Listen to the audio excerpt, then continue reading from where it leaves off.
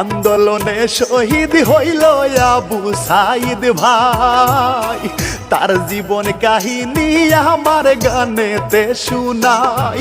ওরে রংপুর জেলায় বাড়ি যে তার পীরগঞ্জ থানায়,